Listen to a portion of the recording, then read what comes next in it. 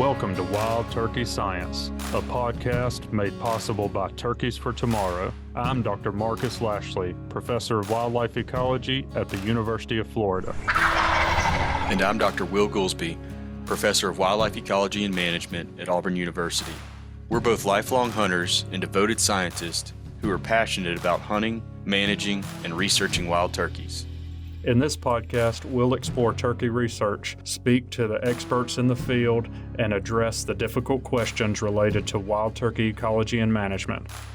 Our goal is to serve as your connection to wild turkey science.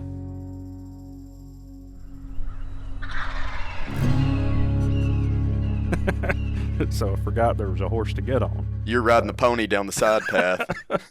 I think I was on a wheel, and I've been rolling with that wheel. You're inside it? Yeah. How does that work? Well, it doesn't work well. That's how one way it works. So could you say you're over there reinventing the wheel? I don't think that would be accurate. What are we talking about today? You know what? The weather is fine. You know what? I almost didn't need a T-shirt today. I almost needed long sleeves. Oh, I thought you meant you were gonna go bare chested. No.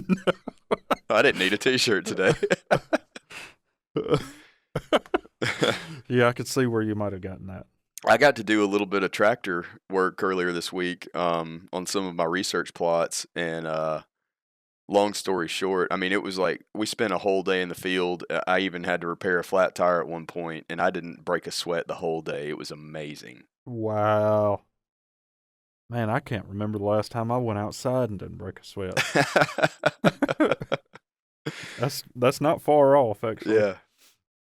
Yeah, I told one of the other folks that works in my shop this morning, I said, you know what?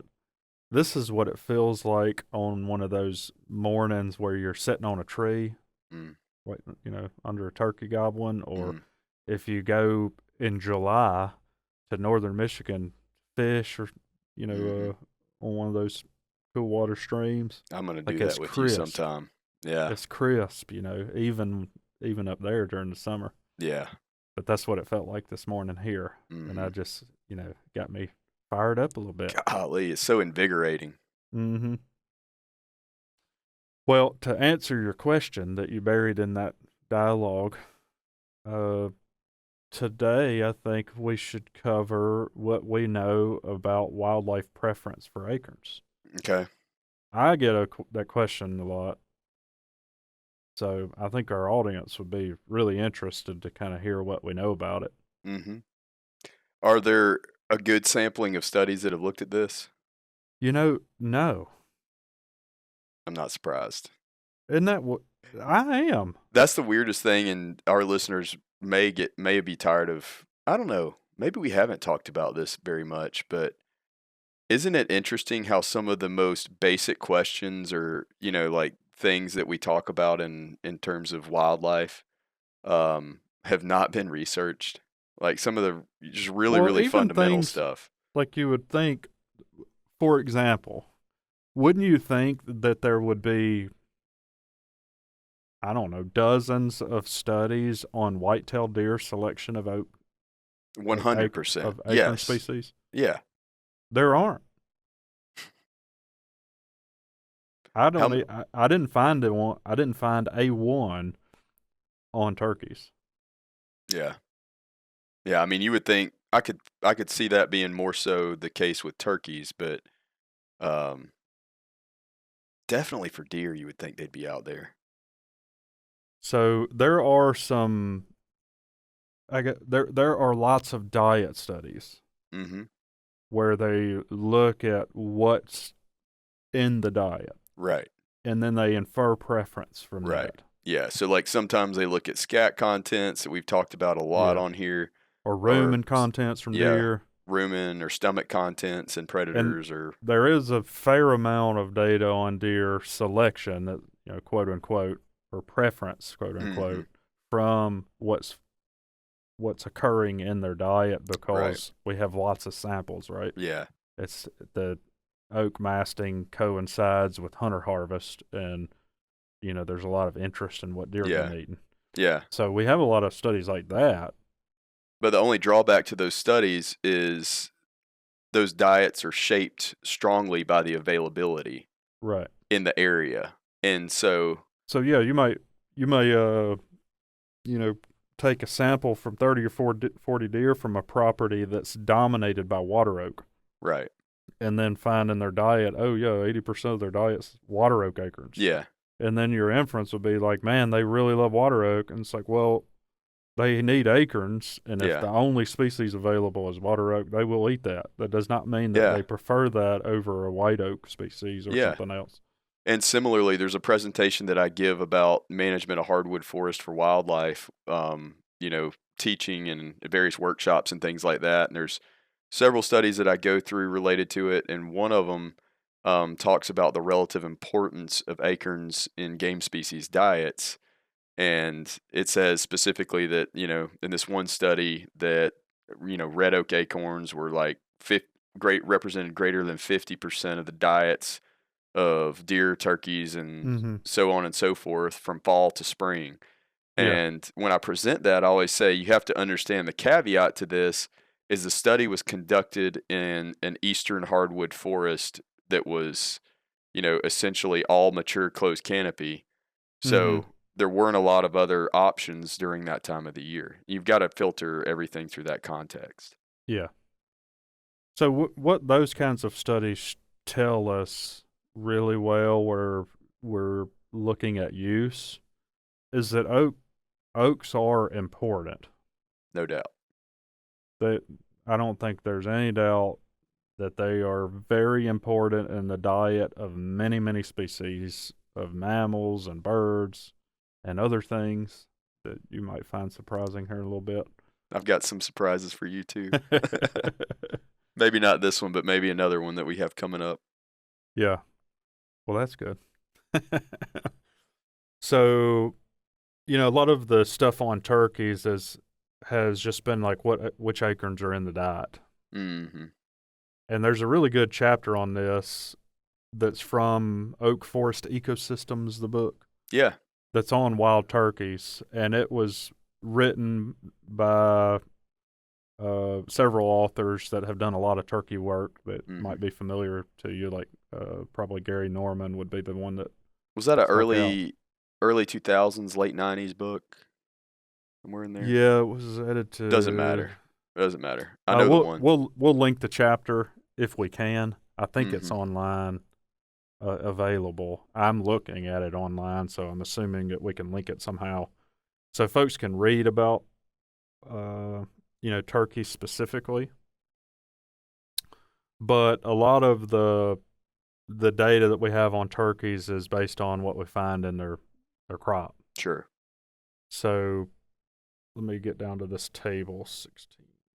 While you're looking for that, I'll mention that because I've done some of the crop contents analysis myself and even shared some of those results on the show. But the challenge with that, one of the things that always is stuck in the back of my mind is how representative crop contents are of the diet when, especially like during the spring, a lot of gobblers are killed, before they've even really started eating for the day. Yeah. And they're not eating much to begin with during, spring hunting seasons anyway. And then, fall seasons, I would say probably are going to be less biased for that reason. Yeah. What I was going to say, a lot of the data is coming from fall season data. And I would predict that more of those turkeys, are killed later in the day after they've had time to move around and forage a bit. Yes. Probably so, and it's when mast is probably more important. Sure. Although the acorns are showing up in the diet quite a bit in some studies in the spring harvest. Yeah, absolutely. So I point to this book chapter because they basically summarized the majority of stuff on turkeys. So there are a bunch of authors in there that have done really cool work. And I thought it was kind of interesting that a lot of the food habit studies were from the 50s, 60s, 90s. So it's been around a long time. Yeah.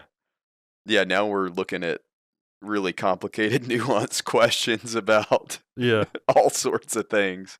But we're still getting back to the fundamentals too. Yeah. But you see that a lot of times when there is kind of this fundamental, really basic research that oftentimes, if it was addressed, it was addressed decades ago, which makes sense. Yeah. So, do you want me to summarize some of this, or did you have something else you wanted to add? No, you're good. Let's jump into it. Yeah. So, in terms of the eastern subspecies, there's a good bit of data on it. On average, the composition of their diet is highest in the winter Mm-hmm. for acorns, which is about a third on Mm-hmm. average, 33.2%. The next highest part, which I was kind of surprised by this, is 20.5% of the spring diet 20.5%. is acorns. I'm And gonna this call that. cross, I'm gonna this call is that kind of 21% in my notes. Is that okay? yeah. So, but that just barely beat fall. The fall diet in these, on average, is 20.4%. Mm. So you can What's really see from interesting? fall, winter, and spring, on average, more than 20% of the diet is acorns. Yeah, that's a lot. Yeah. That's a pretty good bit. Yep. So I thought that was kind of interesting. The summer use falls precipitously, as you might Sure. imagine. It's around 1%, 1.2 Right. in the eastern at least. So a third during winter, and that drops to about 20% during spring. But still, obviously, a very significant component. Now, when you Yeah. say a third or 20%, are you talking about by weight? Are we talking about? It's kind of summarizing across a bunch of studies.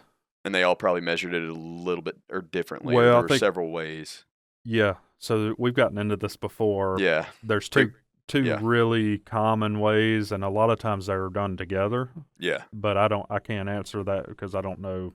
Right. I haven't gone to each of the individual studies they summarized. Sure. But it's usually either frequency of occurrence. So you have how many, like if you looked at 100 turkeys' diet, how many of those 100 have acorns in it? Mm-hmm. And, it's a snapshot in time, right? It's just what the turkey ate a while ago, right? Today. So, that's one way to get at it, and it's flawed because it's not a long-term thing, Mm-hmm. right? But if you did that over the course of a hunting season and looked at the frequency, it'd give you kind of a good look at what on average is occurring on a day-to-day basis. Yeah, the other challenge to this too is we're going through these diet studies is that acorns would be really conspicuous in a crop as opposed to like a fragment of a clover leaf or a Right. piece of wheat that they've nipped off or Yeah, or something some like that. bug parts or whatever. Yeah. Yeah, and that's a big problem particularly with other species like whitetail. Right. They have different digestibility, for example. Yeah, the passage time. Yeah. So that's not as big of a problem with the way that we've done it with turkeys, but it is still, when they eat an acorn and you look in the crop, it's obvious, Mm-hmm. So because it's often whole. Yeah. Or nowadays, I mean, you can leave off the A and it's just kern. Yeah.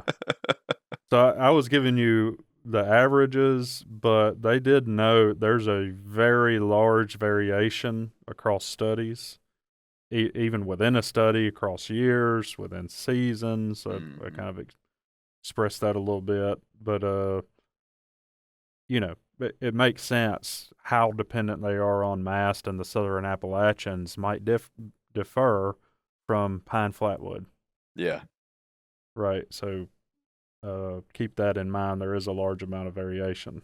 Yeah. Okay, just to kind of give you some bounds on that variation, we said on average few minutes ago, about a third of the diet, right? Mm-hmm. That's across a bunch of studies. Right. But that could be, on some sites, as high as 2/3. Okay. So it's also, in some studies, has been as low even during the masting period when there is mast available as 10% or 11%. So there can be quite a bit of variation. There was a study in Michigan, for example, where it was 68%. Wow. Yep. And you got to wonder too. We already Oh, talked about how that would be there influenced was by one the. in there was one in Missouri that was 73%. Yeah, that's high. Yeah. And you got to think too that's influenced by, the land cover availability, like we've already talked Mm-hmm. about. If it's predominantly deciduous forest, obviously that percentage is likely to go up. Mm-hmm. But then of course you're also, like, by random chance, where the years of the study fall, and then relative to masting. Mm-hmm. So if the study falls in a bumper acorn year, Yep. you would expect the percentage in diets to go up versus in a year that there's near or complete failure. Mm-hmm. Yeah, that is exactly the case. You see, obviously there's variation across sites, but there's also substantial variation in mast importance in a given year on Yeah, a site, yeah, which might be strictly related to the abundance of oaks, but it also could vary based on lots of other things. Like they may change how much they rely on it. Like, for example, if we have a trillion cicadas hatch. hmm right. Which is why, just kind of as a side note, um, on, as far as a property management perspective, that is one reason that, I don't think this is the most limiting factor, so it's further down my priority list. I would rather Mm-hmm. address breeding season habitat stuff first. But once that is adequately addressed, I start thinking about, as far as my food plot program, because we've talked about that a little bit on the show lately. I Mm-hmm. like to have some grains or some tubers that are going to be Mm-hmm. available during the winter time as a supplemental energy source in case of acorn failure. Yeah. And so that's something that I think about and incorporate into, management plans. Yeah. That's a good point. Just kind of reiterating that point about the mast availability, there was one study. The authors of this book chapter actually reanalyzed one of the studies data Mm-hmm. to ask this question, but they looked at whether or not the proportion of the spring diet of turkeys was being that were acorns was explained by the mast crop from that Oh, nice. given year, Yeah. and the correlation in that study was perfect. Okay. I thought the way that you got that little grin on your face, I thought you were going to completely undermine what I had just said Nope. earlier. No, while some things could change, like the cicada would be a really Sure. extreme example of that, but you could change how much they need the acorns, Yeah. even if they're wildly abundant. But in this study, when they looked at that, at that relationship, which was 4 years in the study, Mm-hmm. uh, actually it was in Missouri, the study that they did that in. Mm-hmm. It was Korshkin's 1973. Was that in the Ozarks? Yeah, I Yeah. believe so. Makes sense. Yeah, and they did that Spearman's correlation thing with it, and the percent use in the spring was 100% explained by the strength of the mast crop in the previous fall winter. Yeah. Did they incorporate red versus white subgenus in that? Yeah, they had representation from the white oak and black and red oak Yeah. groups. Because if it was just a good white oak group year, I wouldn't expect much of that to show up in the spring, just due to differences in availability and germination.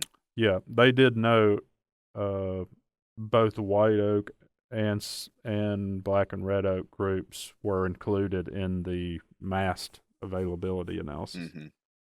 But would you expect, if you had a poor red oak group year, but you still had some white oak production, either good or average, would you still expect those white oaks to continue to show up in diets during the spring?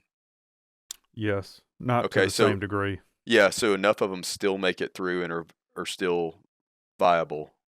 Um, well, what I would presume is that they're eating ones that didn't germinate because they are not viable, but they still have Mm, some good meat on them.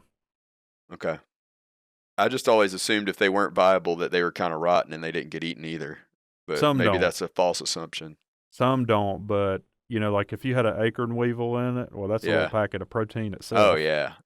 and That's that's that's something that's been bonus noted. protein. Yeah, that's something that's been noted, and I personally have seen it in turkeys that I harvested, where Yeah. they ate. This was actually turkey oak, How coincidentally, perfect. in North Carolina. I can remember harvesting a turkey, or maybe a couple of turkeys. Now I think about it, that were their crop was full of acorns, and there were quite a few of them that had a weevil in them. Hmm. So that probably happens. I think they're probably a little less discriminate of the viability of the acorn, Yeah. but ones that are being lost to some sort of fungus or mold, I think Yeah. would be less likely to be Sure. consumed. Sure. But I do think turkeys would be more likely even to consume those soured acorns than other species like deer, Right. that have a really keen sense of smell to Right. That makes detect it. sense. Yeah, just because of palatability. So, but this is also what makes our audience mad all the time, and this is why we always say things with less certainty than it being absolute fact. There was a study from your home state. Oh yeah? Yep, it was Good and Webb, 1940. Nice. It was a little bit before I was born. Yeah, it's back in the day. Yeah. So in Alabama, they You should have said our home state, because technically it's your home state too. yeah. Well, I was trying to give you some of the spotlight here. Semantics. Semantics. I appreciate that, Marcus. Yeah, in that study, they found very limited use from the turkeys they sampled of acorns, Mm-hmm. even though many of the years were heavy mast crops. Okay, so what part of the state were they in? I You don't know? Okay. mm, And you don't know at least the season? spring was spring Okay. turkey season. Hmm.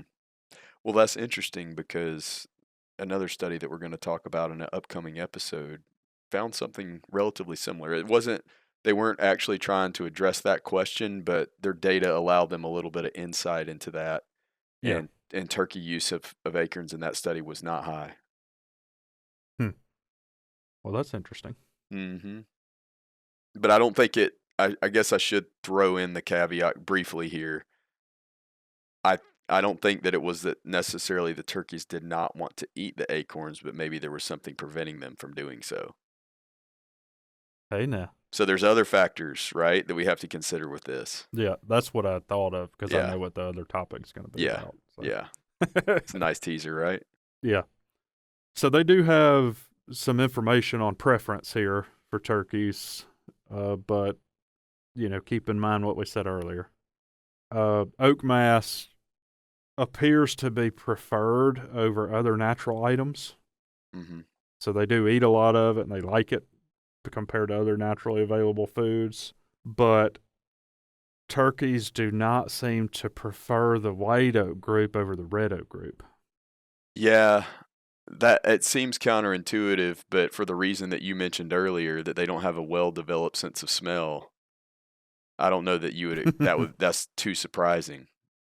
Yeah, I did a lot of digging on this Yeah. to try to figure out, and it unfortunately isn't available with turkeys, but it will be soon. That's a Courtesy of you. little teaser. I don't know if our audience has really wrapped their head around this, but I'm really, really, really interested in the diet selection process and why things eat what they eat. Mm-hmm. And it's not acceptable for me for us not to have really robust information about that on turkeys. So Yeah, for I'm sure. gonna make sure that happens because I just am fascinated with it for whatever reason. I can't help it. One of the studies that I'm going to cover was from my shop, and we do have some turkey data in it. But the way that I have done a lot of those kinds of studies in the past, we don't get very good representation from turkeys on the studies. Right. So I have done a bunch of acorn selection stuff, and it just doesn't usually include a lot of turkey data. But that's going to change next fall. Okay. One of my mentors, in a sense, Billy Menzer, actually had some cool stuff about I remember we've talked about his stuff before on here. Yeah. Yeah. He did that's a really cool experiment. I think I know the one you're talking about. So that's probably the best. Yeah. So he had 12 oak species. This was Menzer et al. 1995. And he showed that swamp white oak, which has a relatively large acorn, was least preferred among the oaks and had a preference ranking comparable to pecans. Okay. Most species of oak mast were preferred over pecans and hickory and walnuts and Chinese chestnuts. So most oaks were preferred over those. Yeah. Okay. But what I was going to go back to, you were kind of asking about preference, and then you made a comment a few minutes ago about why you thought they may not like white oak species. It seems to be driven I remember this. more by size of the acorn than anything. Yes. Isn't that funny? What's funny? How that works out. I mean, you think about, like, with deer, I think it's more strongly driven by the taste or the palatability. And with turkeys, it's another factor. It's size. I just think it's interesting. Yeah. Well, I found a few interesting little tidbits in here. Yeah. That I need to go back and really dig into these resources. But you know what I just said a minute ago, when we start talking about what eats what and why and how the mechanisms of that work, I start getting really excited. And it seems like color and shape might be really important in food selection, and this was documented or talked about at least by Pelham and Dixon in 1992. And birds, this has been around for a while, they distinguish pretty well between salt, sweet, acid, and bitter. Do they really? Yeah. But compared to mammals, they have a really poor sense of taste. Yeah. Yeah, I mean, because I think about, like the bird seed that they make spicy. Have you seen that before? You haven't seen that? I don't think so. Yeah, they sell spicy bird seed to prevent squirrels from eating it. Oh, yeah. Yeah. And we're doing actually the same thing. When I put my chicken feed out, I put cayenne pepper in it. Yeah, I think that's basically what they do. Mm-hmm. There was another example. Just to keep the rats out of it. Yeah. So, well, I had a whole bunch of other stuff that to go into this because we have some better mechanistic stuff from other species, and I feel like we're belaboring the turkeys, which I guess that's okay. I don't remember how much did we talk about Menzer's work. Did we do that last year in the oak? We did, but I think it bears repeating.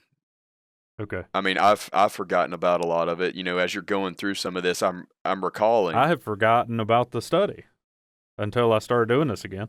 Yeah, I was actually, when you were starting to go into that, I was like, man, what was the name of that author? I remember talking about it was a really cool study. He did it on his farm where he lived, I think. He had a flock of turkeys.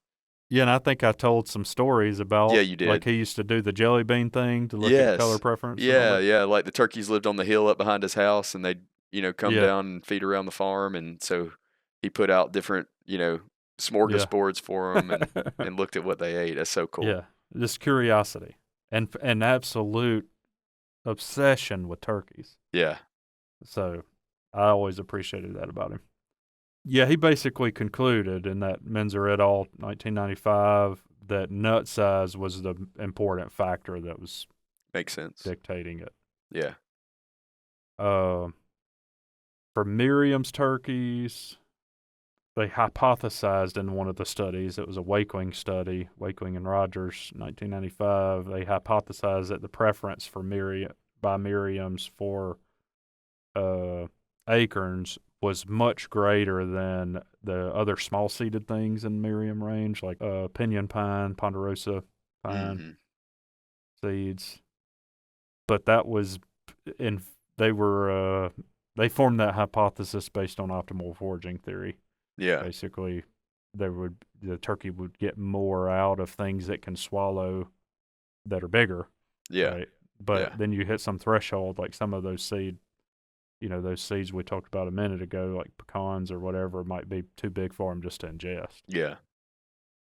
But you do see I guess there could be high use of those because you see so much seed size variation across individuals. Yeah. Like everybody, I hear about this all the time. Like, you got a couple of white oaks that are producing. Some of them might be really long and narrow acorns, and then other ones are, really like girthy in comparison. Just like a or round, just round. Yeah.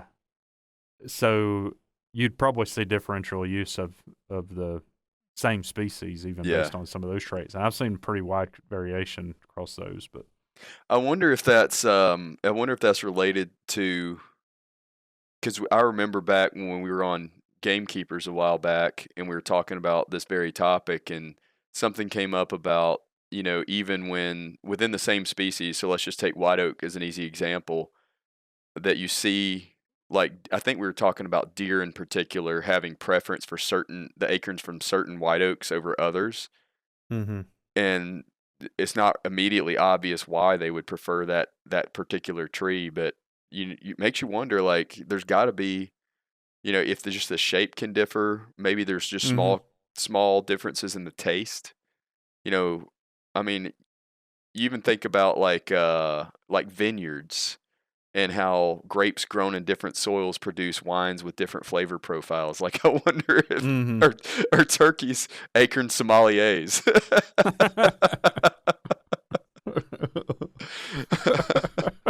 I didn't think we would go there today, but here we are.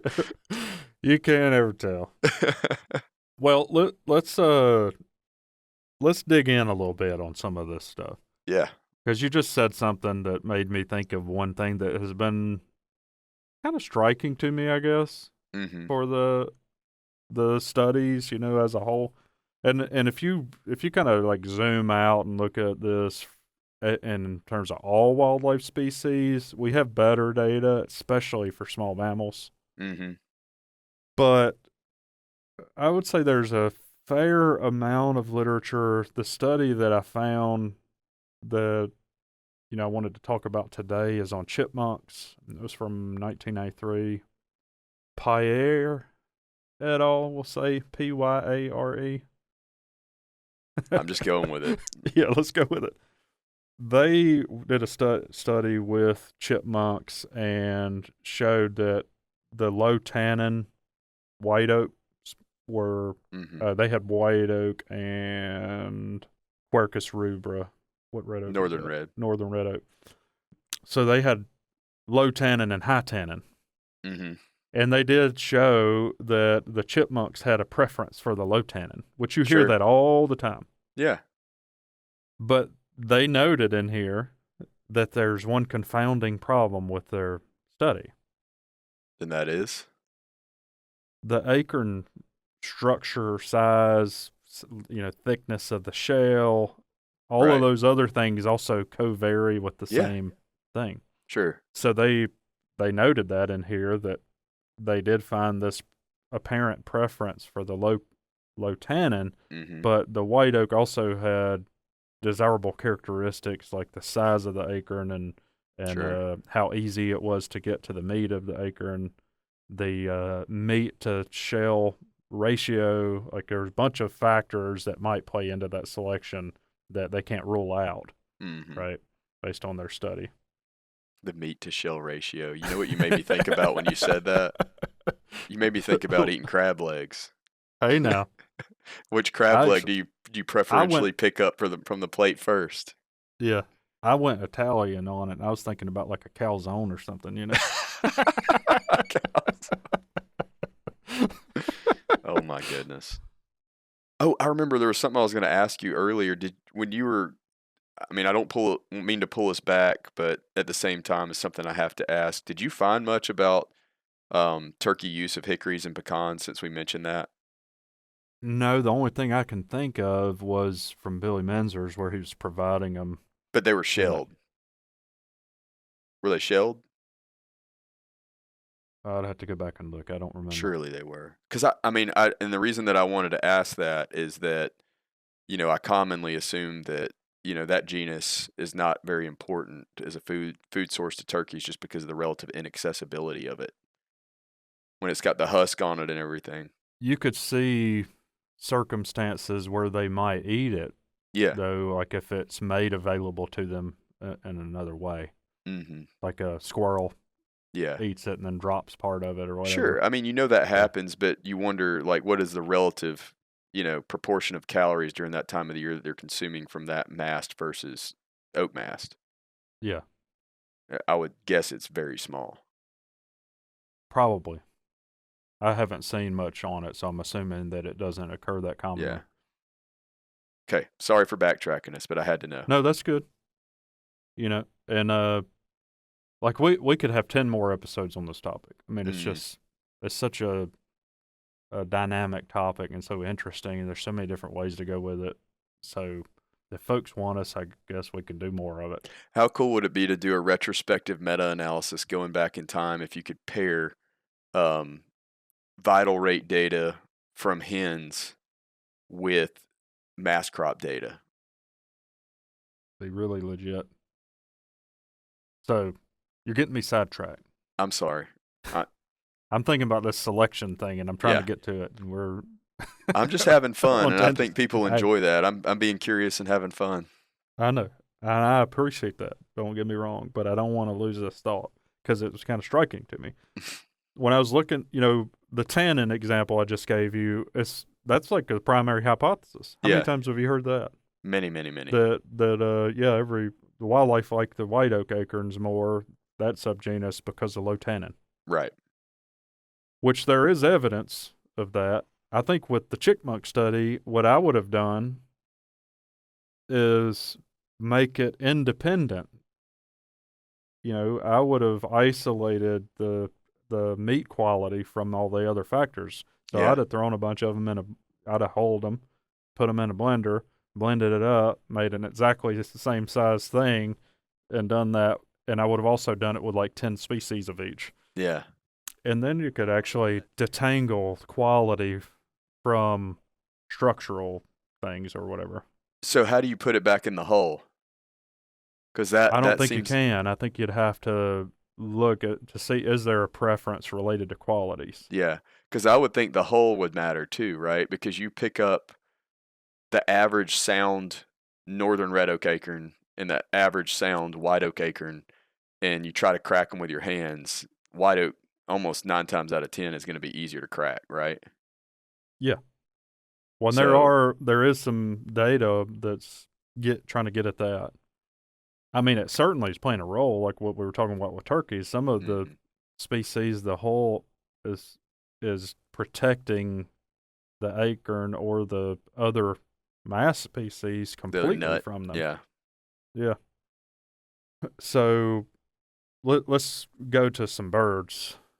There's a study that was published by Richardson et al. In 2013. That's acorn foraging preferences for 4 species of free-ranging avian seed predators in the eastern deciduous forest. Man, they threw a lot of adjectives in there. They were very precise in what they were studying. Yeah, so they looked at preference of these 4 bird species for acorns of white, black, and pin oak. Okay. A little better. And they put acorns on, they did these discrete choice experiments where essentially they're putting the acorns together in the same place and letting animals come and then pick between them. Mm-hmm. And they're doing it out, they got like a platform out in the woods somewhere or whatever. Basically setting up a buffet. Yeah. And they were basically videoing the animal use. Right. So they have really good data on blue jays, red-bellied woodpeckers, and tufted titmice and white-breasted nuthatches. So I know folks on here don't necessarily know what any of those are or care about them, but it is None of pretty those are interesting. turkeys, Marcus. I know. It is pretty interesting because it starts to shed some light on this. So when I was talking about the tannins earlier, the thing that's been striking to me is that we don't have very much evidence that the quality of the acorn, in terms of the nutritional quality, which might include the tannin, that's a negative quality, right? But there's also positive qualities, like just what's in the acorn nutrient-wise. There's not that much evidence of things selecting based on those qualities. Yet another potential example of just because something stands to reason doesn't mean it's true. And I'm not saying that the tannin hypothesis is false, just that maybe it's not as cut and dry as we thought it was. Yeah. So in this study, they show blue jays had preferences in this order. They liked pin oak first, more than black oak, more than white oak. Yeah. And red-bellied woodpeckers had basically the same, but it was slightly weaker. Wait, what species of bird did you start with? Blue jays. Blue jays. Okay. So it would make sense. A blue jay is kind of a medium-sized bird. Pin oak acorns are small. It would make sense that they would consume those first, preferentially. But the pin oaks probably had.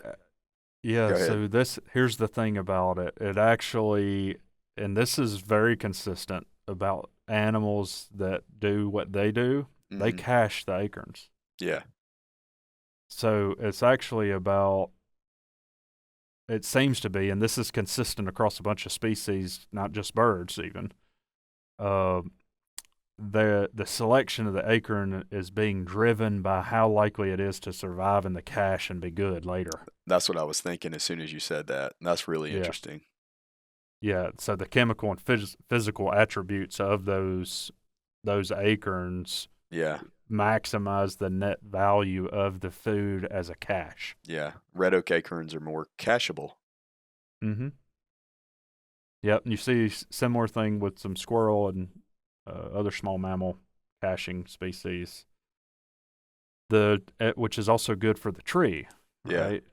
Because remember the squirrel death match. By the way, I told the story of the pilfering squirrels to my class yesterday, and they ate it up. Oh, really? It. Yeah. Yeah, I like that, man. I love to see the light bulb turn on for students. Yeah. Like they get really stoked about how awesome nature is. Yeah. And like there's so many cool things to learn about nature, and I love seeing that light bulb turn on. Yeah. So, and it's the same kind of stuff that really has fascinated me from being really into it all the way since I could walk, basically. And I've always had that food preference thing. That's lingered all the way till now from when I was a very little child. Mm-hmm. In fact, I used to do these little, did I ever talk about that on the air? Where I used to do these little diet selection trials? No. Yeah, I did. Like I was just like trying to think about how to fish better. Yeah. But I'd bring home stuff and like roll over logs, and my mom has all these pictures of me. We'll cut in, if you're watching on YouTube, we'll cut in a picture of me. I love that. Where I was like seeing, based on where the fish came from and what they had in their pond, what did they like best? And trying to figure out what to fish with in the pond based on what was available. Like, did they like grub worms better or something? I mean, it's always been there. I can remember sitting on a tree stand watching deer come through and eat on different things. And I just like I couldn't understand why the deer would eat this leaf off of this species and not get another one, Yeah. or it seemed like they like to eat under that white oak but not this other one, even though there's acorns everywhere. Like little things like that I just have sat there and contemplated even since I was little. This all makes sense now.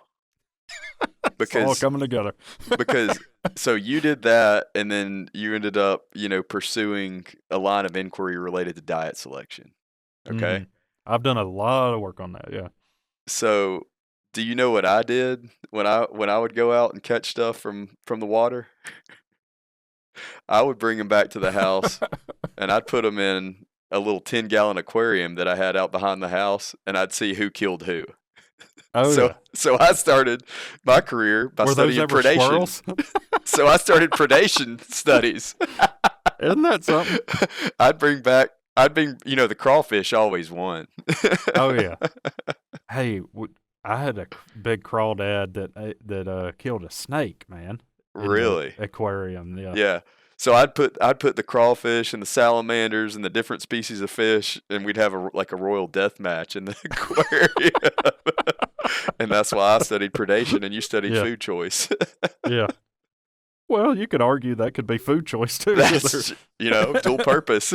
Yeah, I did some stuff kind of like that, I guess. I'm too, sensing but- an opportunity for collaboration here. Yeah, yeah. Which you've tinkered around in the diet choice stuff, and I've tinkered around in the predation stuff as well. But yeah, so I guess for the take home for our audience, if you have kids and they have tendencies to be really curious about something like that, it may be an indicator of where they're going in life. Yeah. I mean, if you don't want them to end up like us, maybe discourage it. But if you do, well, the thing about it for me, and I like hearing my mom's perspective on this because she just always kind of nurtured it, and so did Dad. My obsession with it was pretty extreme. yeah, Like they could drop me off at the pond that I would fish at a lot, and leave me there from literally daylight till dark, and I would never I would do it every single day. Yeah. Like I was just obsessed with fishing, and the same with hunting. I wanted to be on the deer stand every single day. Yeah. And I would sit there all day long. Yeah, I didn't have the opportunity to deer hunt that often behind the house, but squirrel hunting, definitely. Yeah. Well, I mean, just whatever I had the opportunity. It wasn't specific to any particular species, but the fascination just was natural, and I just was really focused on it. Yep. And she would talk about how she literally would find snakes in my pocket. I'd come home with a boot full of fish and crawdads and all kinds of stuff. Just constant. Yeah. I just couldn't help it. So, if you have a kid like that, they might be destined to be a scientist in a similar vein. But I thought that was an interesting sidebar. It's so hard sometimes, like when the kids, get into stuff like that and make messes and all that. We have these, I'm really sidetracking us now. We have these invasive geckos all around our house. Yeah. And the kids have been really into that lately. Man, they are pretty gnarly. Yeah. Yep. I don't care about them doing death matches with those because I'm like, you're doing an ecological service, Yeah. That's fun.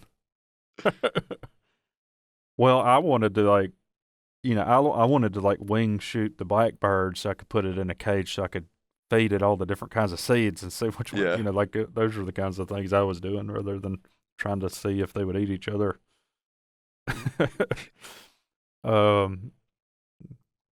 Yeah, so those caching species, they're maximizing that value of the cache. Right. The tufted titmouse and the white-breasted nuthatches, they don't do that, and the selection was different for those species. They're smaller birds. They're not caching it, and their preference was ordered. Pin oak and white oak were both highly preferred, but not different from one another, but they were both highly preferred relative to the black oak, which they attributed to, and we'll link this paper. They have a body of evidence that suggests this might be true. The birds they're selecting it based on the shell thickness, like how hard is it to break into it. Mm-hmm. Makes sense. Yeah. So different species are definitely influenced by different characteristics. Right. But it does seem to be a little more complex, and it's most of the time not well explained by the quality of the acorn. Right. Yeah. Which I find kind of interesting. So let's switch gears. I wanted to try to focus on birds if I could. There's so much in the mammal literature, but I'm intentionally not focusing on that because turkeys are birds. Right. So last we checked. Yeah, I think that's still true. You heard it here first. There's some cool work from Rick Kaminsky's shop at Mississippi State back in the day, and he was well known for doing waterfowl stuff for those out there. Lenny Brennan, I know you know that name. Well known especially for quail stuff that he's done over the years, but it was led by Scott Barras, and this was Barras et al. 94, I think. Let's see. Yeah, I think it's 96. Okay. And it's acorn selection by female wood ducks. This one is more in line with something we talked about earlier that seems to be relevant for turkeys, where they were looking at common bottomland red oak species. And that was, let's see, willow oak, water oak, cherry bark oak, and nuttall oak. And willow oak was selected by far over equally available acorns of the other species. Okay. Didn't matter if the ducks were presented them as a single trial and quantified it that way where they had single species, or if they put all the acorn species together and quantified the selection among them in sort of a choice trial like we were talking about earlier. So these they had captive wood duck hens to do this? Yeah. Okay. Yep. It didn't matter. They always selected willow oak. Okay. And the willow oak acorns had the smallest top width, thinnest shell, and greatest meat to shell ratio. Sounds like a Yelp review. I think I did leave a Yelp review a couple weeks ago that said exactly the same thing.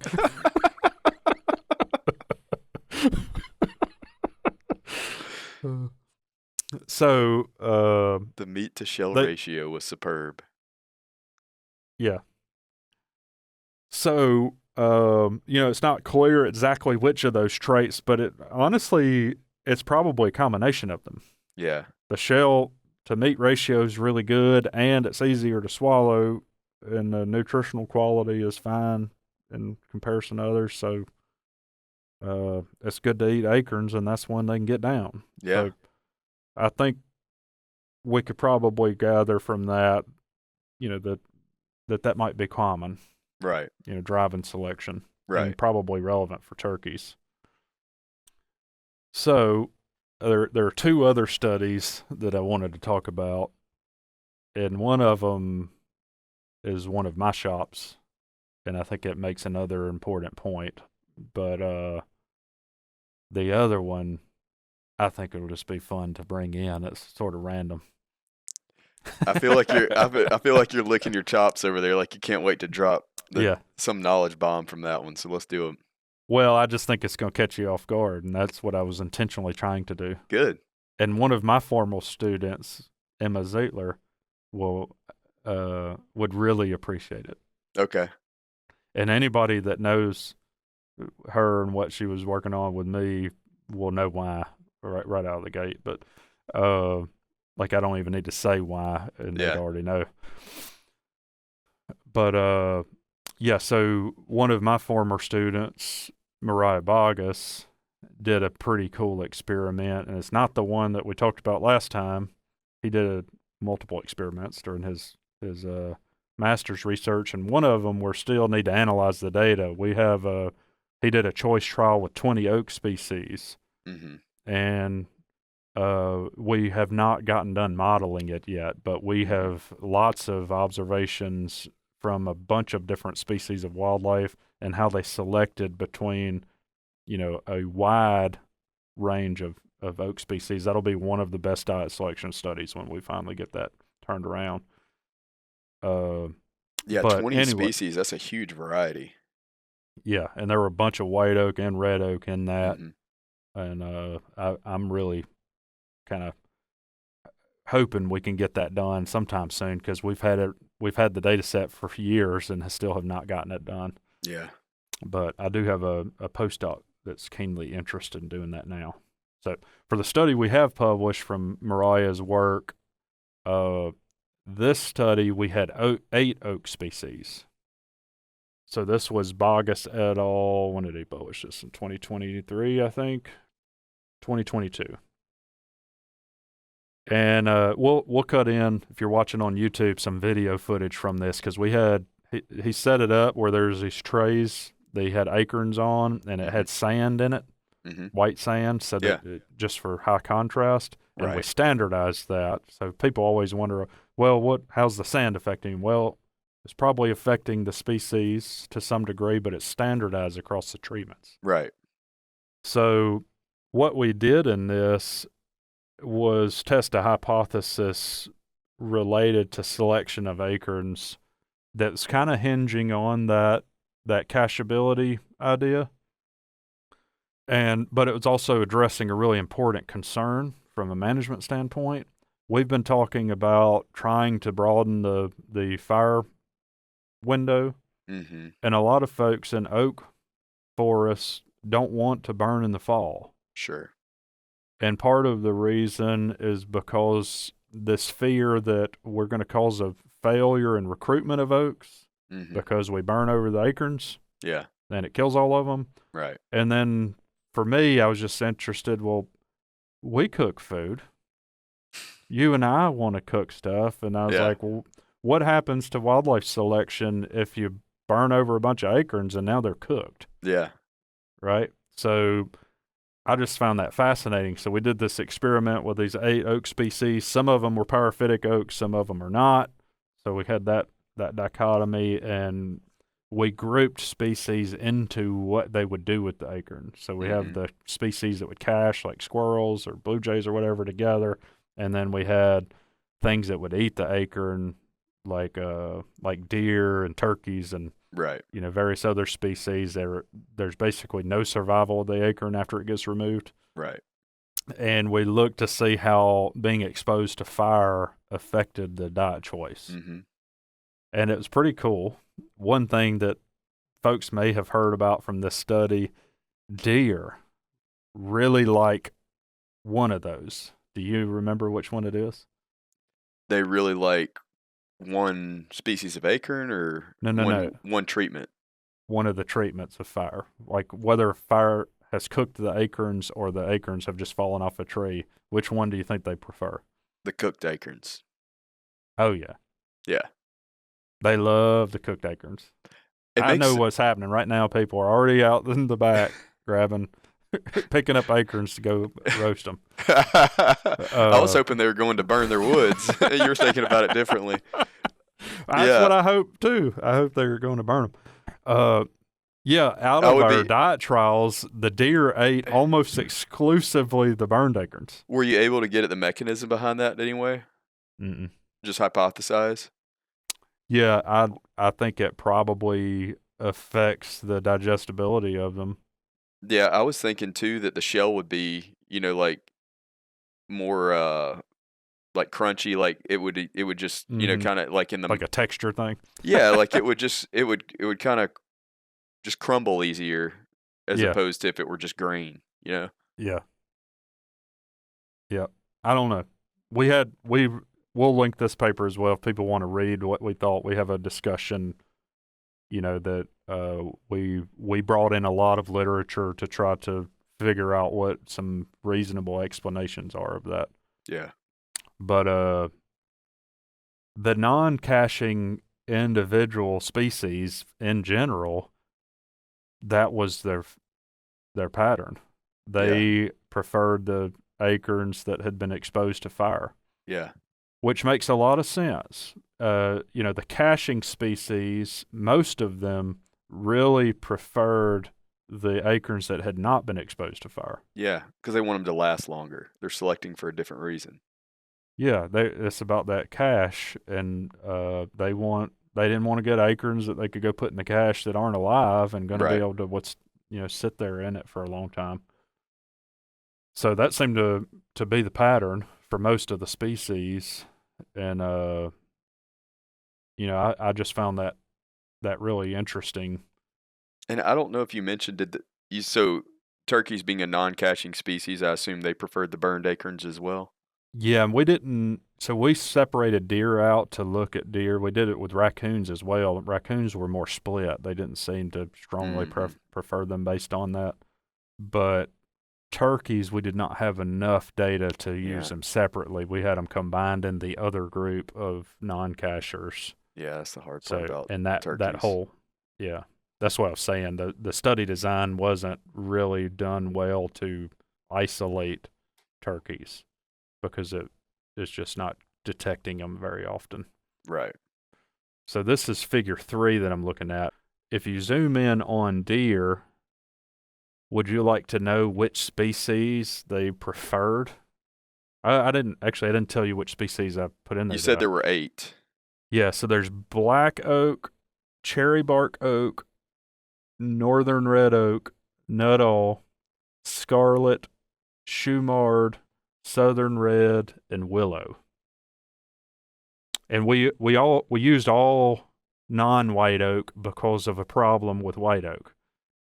They germinate, right? So we try to use a wide disparity of species within the red oak group because we could store them without them germinating. Right. But if you put white oak in the fridge, they're going to germinate. Right. So that's why we did have white oak species, and this was supposed to be far more. But basically, we couldn't do that part of it because they all germinated. So we tried a couple of things to figure that out, and we just couldn't get around it. So we didn't for this one. Yeah. So all those red oak species, which one do you think deer preferred the most? Did you say northern red was in there? Yeah, it's in there. I'll just go with that one because I have no idea about differential preference for red oak group. No, this is one that actually it wasn't that surprising to me because of my interactions with Jenny Jones when I was an undergrad at Mississippi State. I remember her saying this, and because it was about diet selection, it just kind of bounced around in my head for a long time. But it was southern red oak. Okay.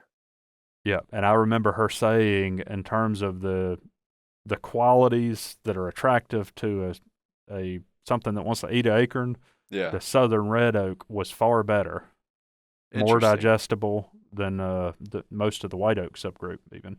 Really? Yeah, and she was just talking about the strong preference for that. Huh. So the gray squirrels, we didn't see really strong preference across species. And let's see, for raccoons, they really liked black oak, the one that nobody else likes. What bunch in of the world? weirdos. They really are. So let's see, the other group of all the choices they could make, that certainly was one of them. Yeah. So the other group, which included turkeys, which I think the other group, we didn't have that many detections in that group, and I think a lot of them were turkey. So it includes some other stuff, but that is probably more representative of turkey. Southern red oak was definitely preferred in that one, but it was kind of a small sample size problem with it. Yeah, I wish you had a bigger sample size for that because, like we talked about with Dudley, I've always thought about the smaller seeded red oak group species being the best, acorn producers for turkeys. Yeah. Well, I think I wish we would have had better data, but it does seem to align with that. Right. Where, let's see, cherry bark would be one of them. Willow oak is one of them that's definitely doing pretty good. Yeah. So I'd expect willow to probably be a little bit higher than southern red instead of what you found. It's hard to make that inference, Yeah. but they are definitely, They like in there. 'em. Black oak was, well, I don't think we had one in that group eat one of those. So this can definitely be improved on, but it tested the hypothesis really well. It was a very good study designed to see if burning over the acorns mattered. And there's a body of work on that. We know that exposing the acorns to fire does decrease their germination rate.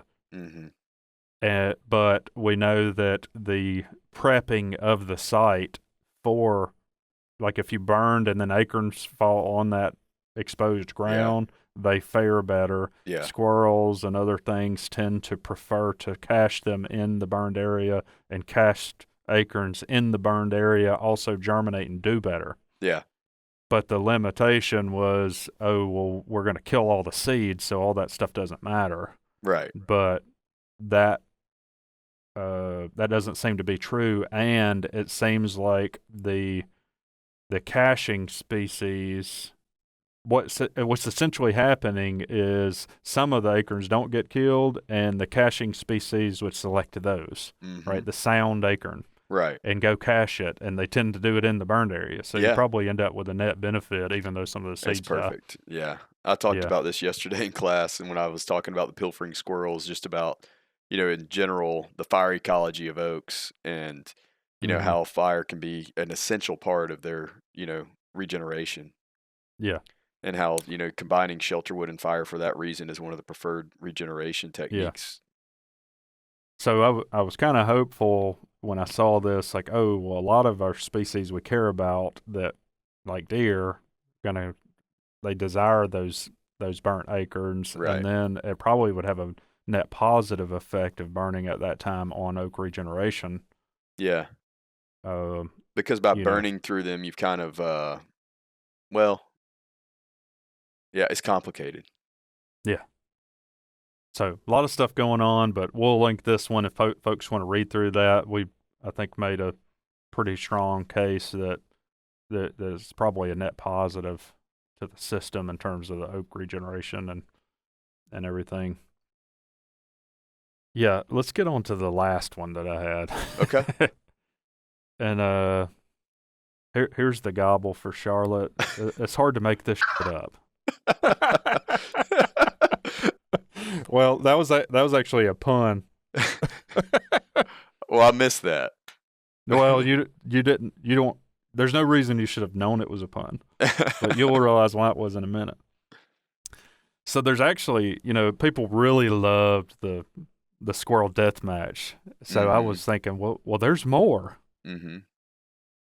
So we have these wily little critters. Some people may see them and not know what they are, but we have all these species of dung beetles.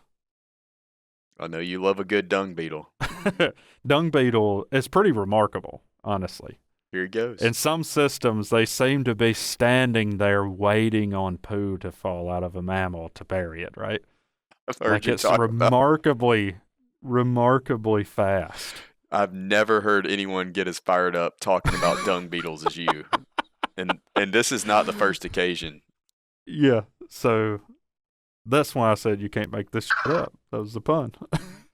So when I was working with Emma, who the reason I brought it, she kind of came from a background of ecology where she was really interested in entomology, and she came on to study deer and fire interactions. And she was thinking, well, I'll collect deer scat, to look at what they're eating in these fire treatments. That we were looking at fire season, and I was like, well, you're not gonna be able to do that. And she looked at me like, what do you mean?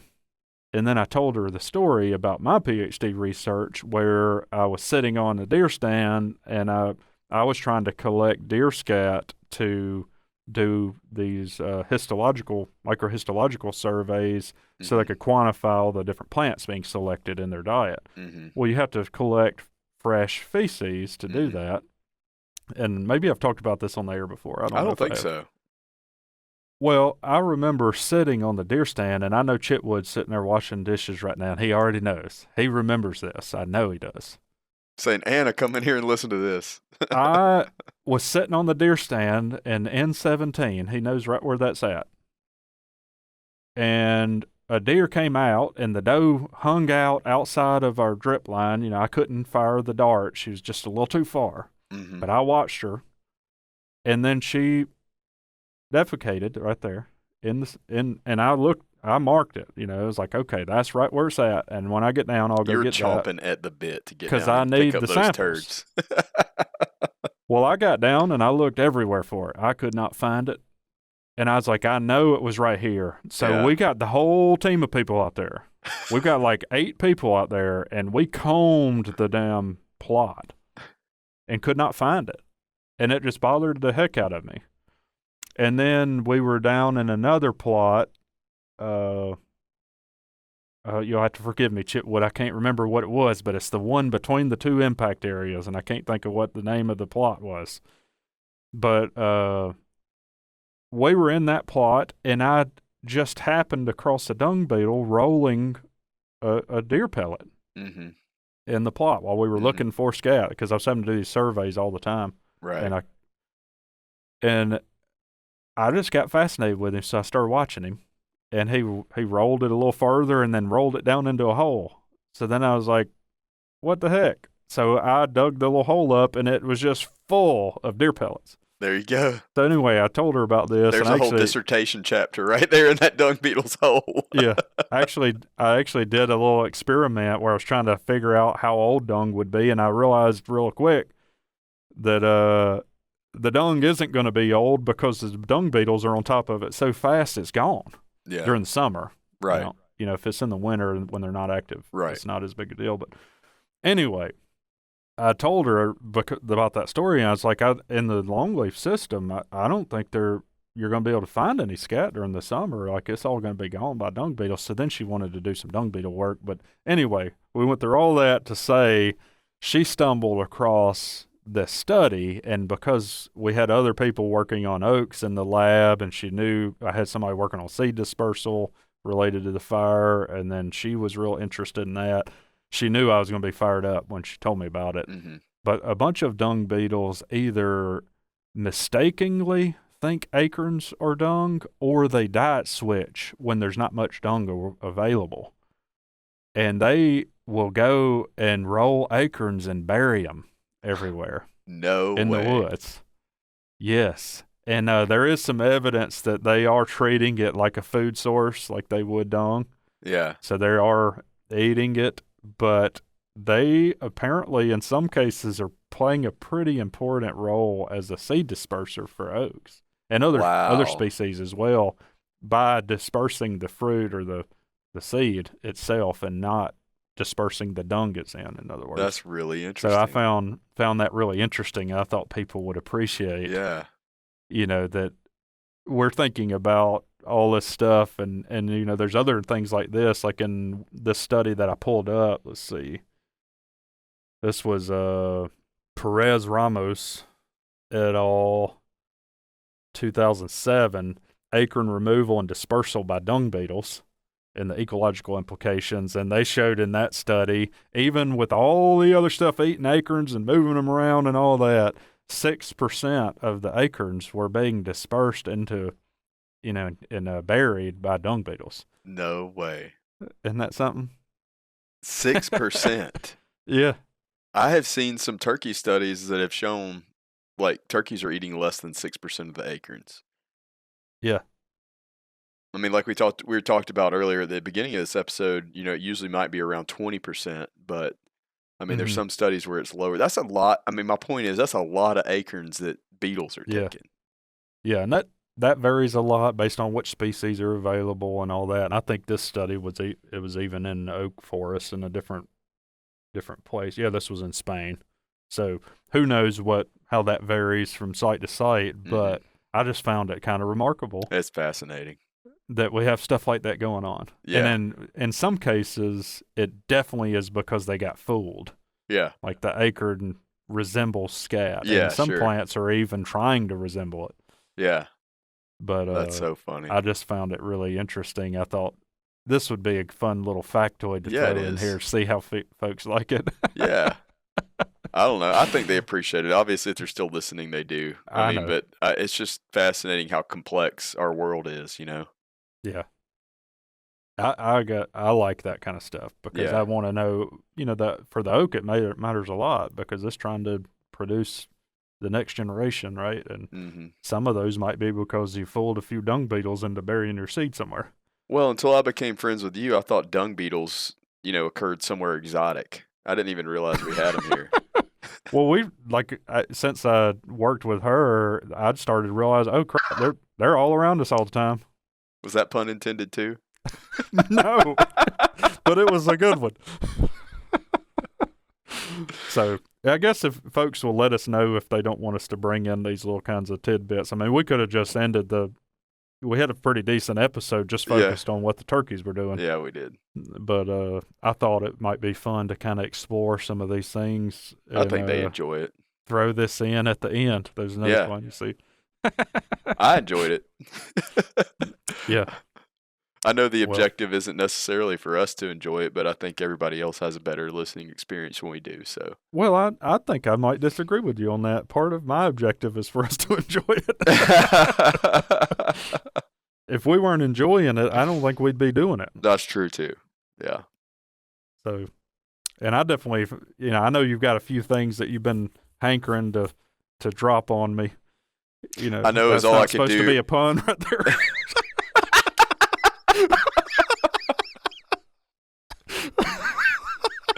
That might have been too far, but the line has been crossed. Let our ratings and reviews reflect that. Yeah. So, but we brought up the passenger pigeon thing and the chestnut thing. We've talked about several things like that, and it's like our most requested topic right now. I know. Well, it's not even about turkeys. Well, most people are thinking about deer right now, anyways. Yeah. So we've got a little bit of downtime until things ramp back up, and around the new year. So we do have a knack for figuring out ways to relate it back, and sometimes we have to do it that way. Right. We don't have the information on turkeys directly, so we have to go around through the literature through other species. So, I think if there's to the 5 people who are still listening, one of them is my mom. I love you, Mom. Thank you for still listening. But there's no one in my family. Well, actually, my brother listens sometimes. I don't know if anybody else is. I'll connect this back to turkeys, and this is something that we probably, I don't know that we have ever discussed on this podcast, but the forest inventory and analysis data, which I'm sure you're familiar with. This is a data set that goes back a long time. There's these fixed plots throughout the country where that are visited periodically to look at how forest composition is changing over time. And in eastern hardwood forest, Marcus, I don't know if we've ever talked about this, but there have been some papers published talking about how oaks are declining. Right, the amount of oaks that are dominant or co-dominant in eastern deciduous forest have been declining steadily over time. And so when you talk about things like fire and seed caching and all those things that contribute to developing advanced oak regeneration that can ensure that continuity of mass production long term, right? Because oak trees age out. We've talked about that before on the podcast, I know. That is important. Yeah, and we've talked about mesophication. That's based on that same premise. Yeah. I've done some work with some others on that. Yeah. So basically over time, like the land use patterns have changed in such a way that it favors oak recruitment less and it favors recruitment of those mesophytic species more. So they're basically getting attacked from 2 different fronts at the same time. And so, these processes that result in recruiting new oak trees are very important to turkeys, long term from a conservation perspective. Well, it may not directly affect us, but it might our grandkids. Exactly. And I'm thinking about this as a sustainable thing over longer than just my life. Yeah, and that's like a mic drop moment right there. Speaking of which, we need to drop this mic and move on. All right. We both got things we got to go do. All right, man. Enjoyed it. Cool. Yeah. Thanks everybody for listening. Wild Turkey Science is part of the Natural Resources University podcast network and is made possible by Turkeys for Tomorrow, a grassroots organization dedicated to the wild turkey. To learn more about TFT, check out turkeysfortomorrow.org.